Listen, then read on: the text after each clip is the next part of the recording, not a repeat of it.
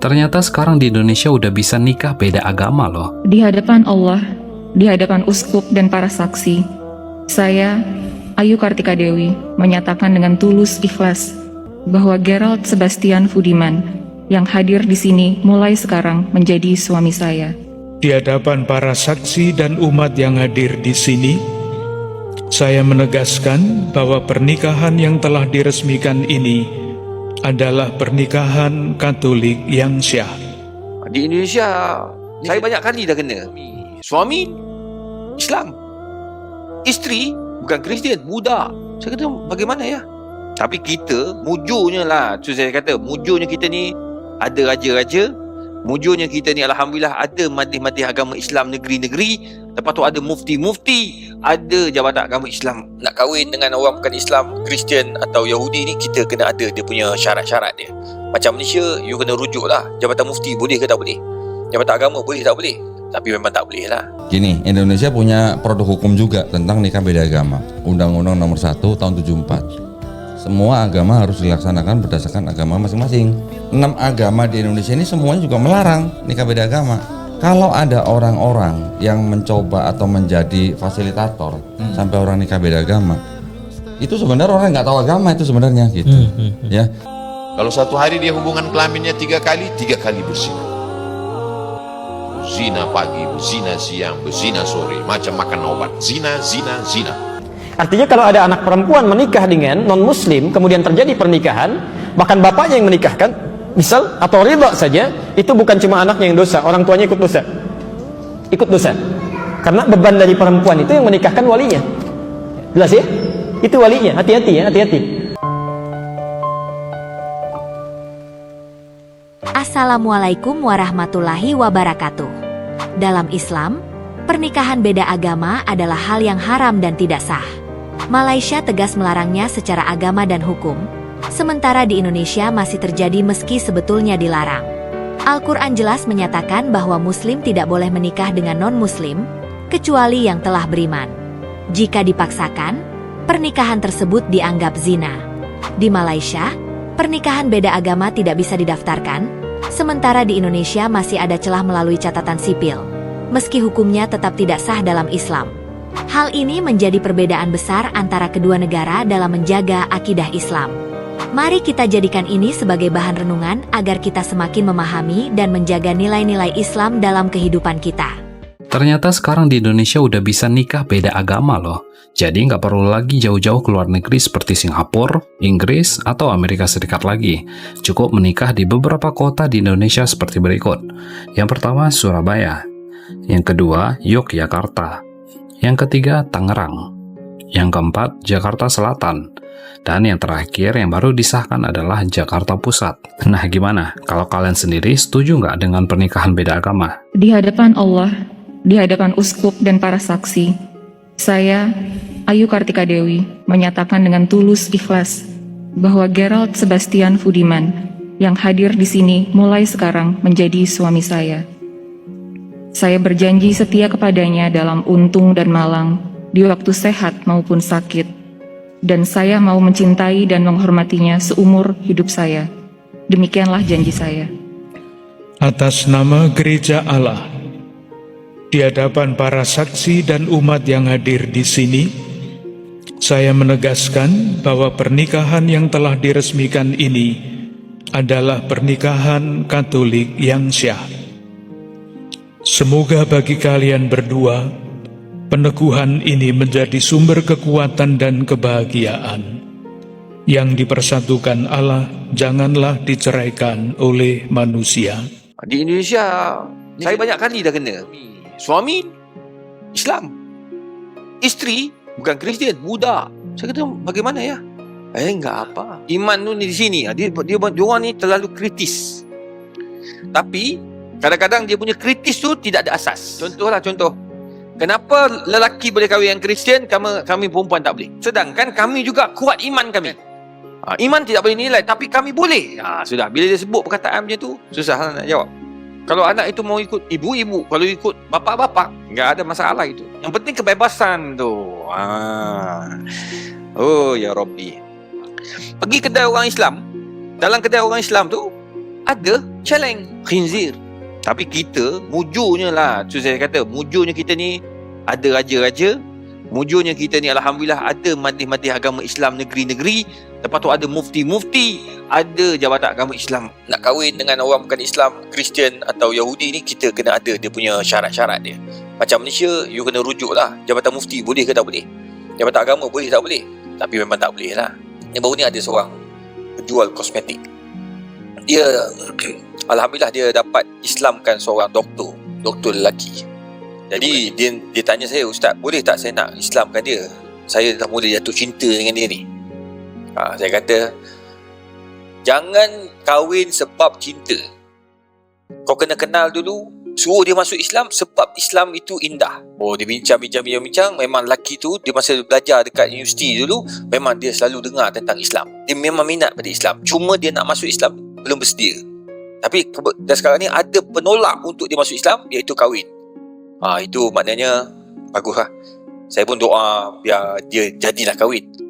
Dengar-dengar baru ni dah pecah sikit dekat dalam Instagram. Kitab jawabannya boleh. Yahudi boleh, menikah dengan Nasrani boleh, tapi tunggu dulu, tapi dengan syarat masuk Islam dulu. Itu syaratnya. Kalau dia masih still kafir, lalu duduk dalam satu bumbung nanti rumah kita berbeza agama, ini tak boleh, haram dalam Islam. Disebutkan dalam surah Al-Baqarah, wala tankihul musyrikati hatta yu'min. Jangan kalian menikahi wanita musyrik sampai dia beriman. Andaikan ada seorang hamba atau budak hitam buruk tapi beriman, itu lebih baik daripada wanita kafir tapi musyrik, walau a'jabatkum, walaupun dia menakjubkan kalian.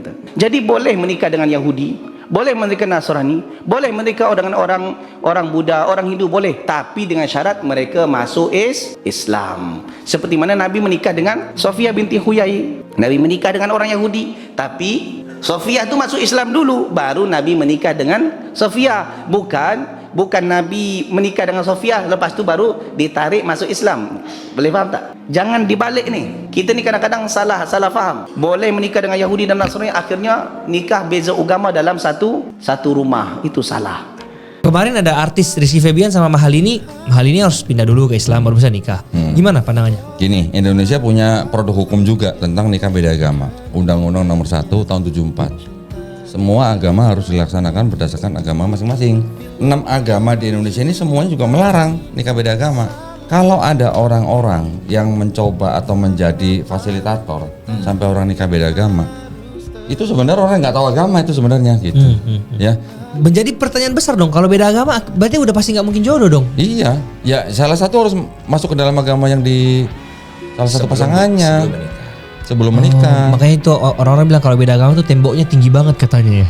Karena banyak hal yang harus diluruskan. Kan gini, ketika dua orang bertemu mereka jatuh cinta misalnya, mau menikah, ada tembok karena agamanya beda.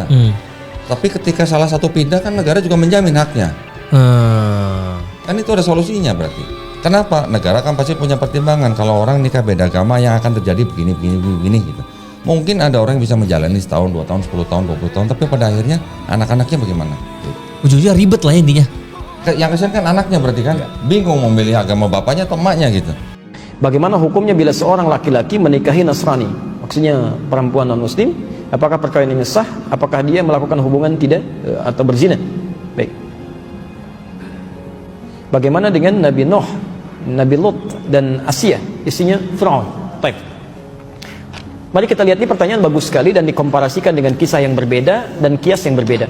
Pertama, larangan menikah beda agama itu jelas sekali. Quran surah kedua Al-Baqarah ayat 221, posisi paling kanan sebelah atas. Quran surah kedua Al-Baqarah ayat 221. Wala tankihul musyrikati hatta yu'min wala amatun mu'minatun khairum min musyrikati walau a'jabatkum.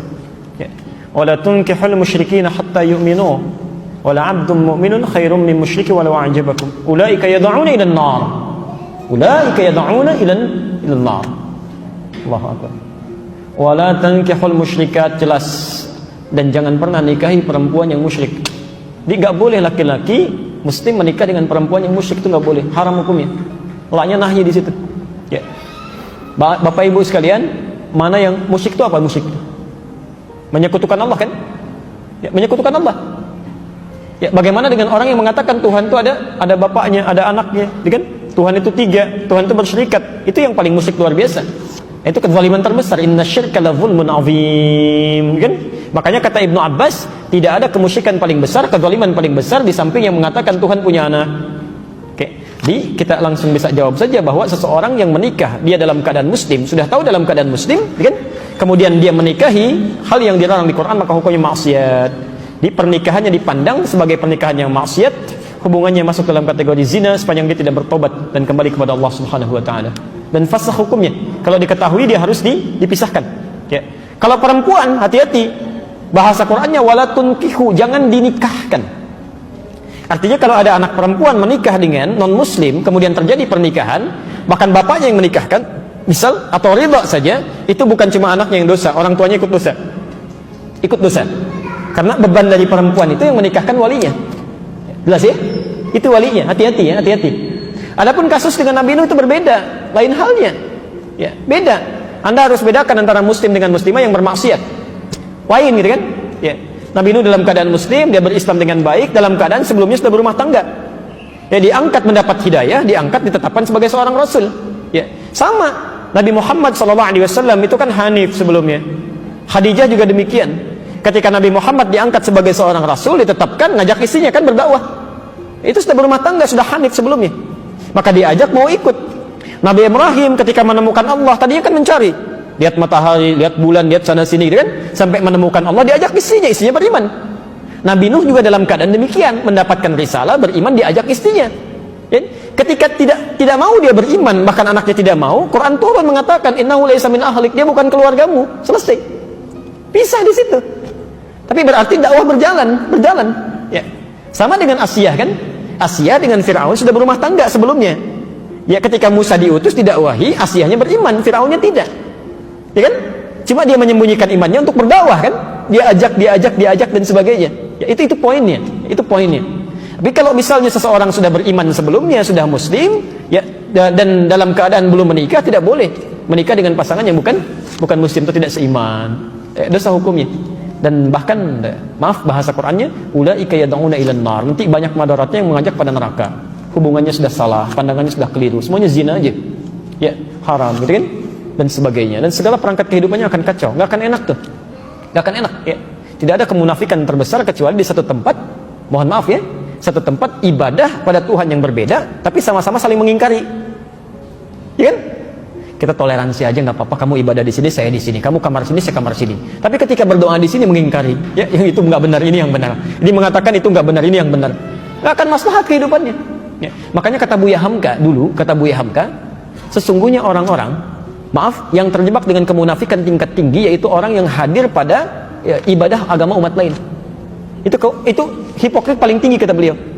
Karena dia datang pada satu acara, hatinya mengingkari. Kok bisa hati orang mengingkari datang pada satu tempat yang ada? Ya. Anda diundang ke satu tempat, tapi Anda nggak suka dengan acaranya, segalanya Anda ingkari itu, tapi Anda hadir di situ, kan aneh itu. Ya, itu paling aneh. Adapun pernikahan silang berbeda agama, jika seorang wanitanya adalah muslimah, maka mutlak kesepakatan para ulama ijma' tidak sah menikah dengan siapapun dengan orang laki-laki yang tidak beragama Islam. Dan pernikahannya dianggap tidak sah dalam syariat, biarpun di catatan sipil sah. Dalam syariat adalah tidak sah dan hukumnya adalah zina. Jika seorang wanitanya adalah muslimah, lakinya adalah seorang non-muslim. Ini sudah harga yang tidak bisa ditawar kecuali oleh orang akhir zaman. Akhir zaman yang atas nama doktor, atas nama profesor, tapi tidak pernah membaca bagaimana ulama-ulama terdahulu, lalu memperkenankan itu semua, dan itu menjerumuskan fatwa yang salah. Perkawinan campur antara orang Islam dengan non-Muslim, boleh ke tidak? Dari sudut perundangan, kita jelaskan ni, sebab saya pun background saya syariah undang-undang. Pernah juga dibahaskan oleh pensyarah-pensyarah, sebenarnya memang tak boleh. Dari segi perundangan tak boleh. Syariah itu sendiri adalah hukum hakam daripada Allah, undang-undang daripada Allah. Bila syariah undang-undang kata tak boleh, maksudnya dalam fiqh pun tak boleh. Diharamkan. Okay, kalau dalam ayat Al-Quran tu dia ada sebut kahwin dengan ahli kitab kan. Ahli kitab tu dah tak ada dah sekarang. Sekarang tak ada dah. Itu zaman dahulu sahaja. Itu penjelasan lain dah tu. Kalau zaman sekarang, kahwin campur ni tidak dibolehkan, diharamkan sama ada dari segi agama maupun undang-undang Malaysia. Berlaku, memang berlaku, tetapi mereka ini tidak mendaftarkan perkahwinan. Kahwin secara sembunyi-sembunyi lah, secara haram.